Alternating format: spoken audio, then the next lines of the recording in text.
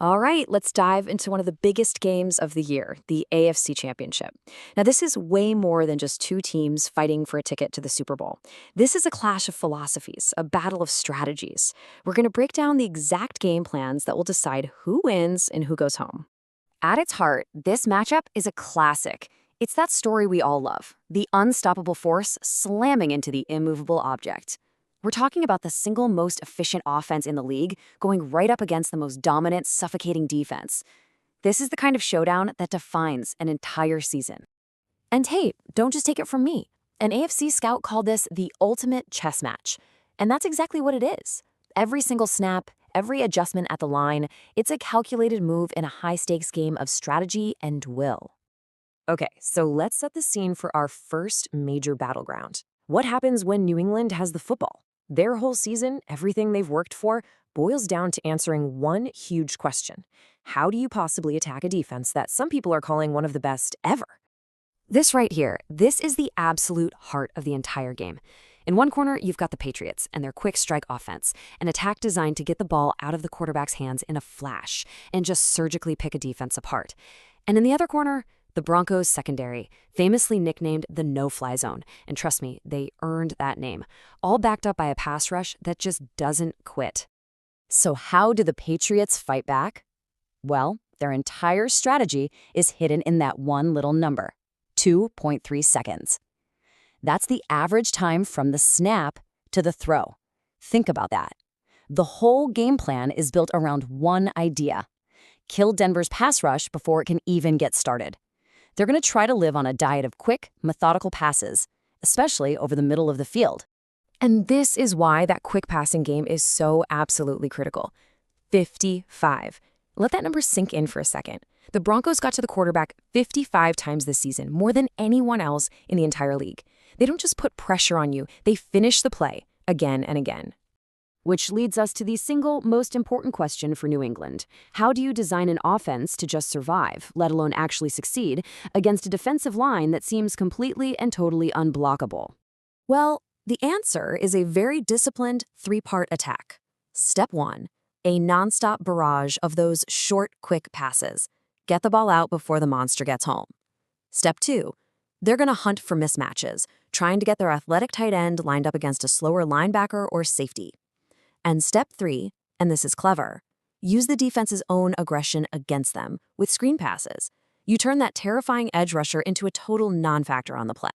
So that's New England's plan. But of course, that's only half the story, right? You win games on both sides of the ball. So let's flip the field and break down the second major battleground. What happens when Denver has the ball and they have to go up against that famously disciplined Patriots defense? To really get the Patriots defense, you have to understand their core philosophy. It's called bend, don't break. And what that means is they are totally fine with letting you move the ball between the 20-yard lines. Go ahead, get your yards, but the second you get into scoring range, the red zone, the field shrinks, the passing lanes get tiny, and they become masters at forcing you to kick a field goal. They'd rather give up 3 points than 6 every time. Now, the big challenge for that bend, don't break style is that this Denver offense is practically built to destroy it. They can run the ball so well that it forces the defense to stay honest. And what does that do? It opens up absolutely devastating play-action passes downfield. All of this is run by a veteran QB who knows how to make smart decisions, and it's especially lethal because he has elite receivers who can flat-out win their one-on-one battle. And if you want to see just how dangerous those receivers are, look no further than this chart. The Broncos' best pass catchers are miles above the league average in yards after catch, or YAC. That means a simple little 5-yard pass can explode into a 20-yard gain in the blink of an eye. See, they don't just catch the ball, they create huge plays with it. So that brings us to the key question for the Patriots defense.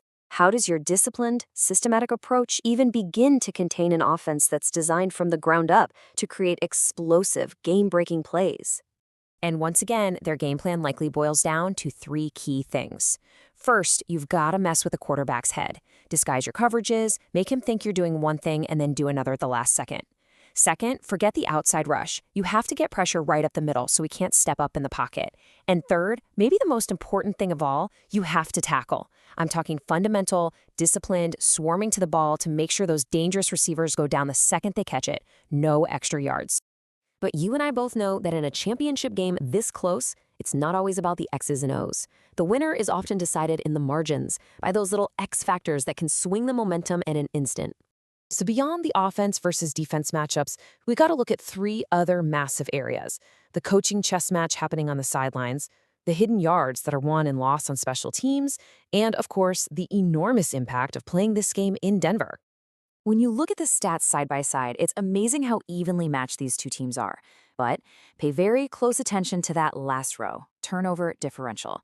That's basically a measure of giveaways versus takeaways. The Patriots have been incredible in that department, sitting at plus 12.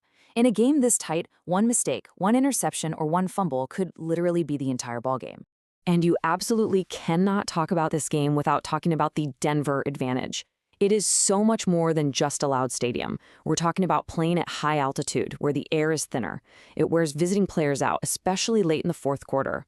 You combine that physical exhaustion with the deafening crowd noise, and it becomes one of the hardest places to win in all of professional sports.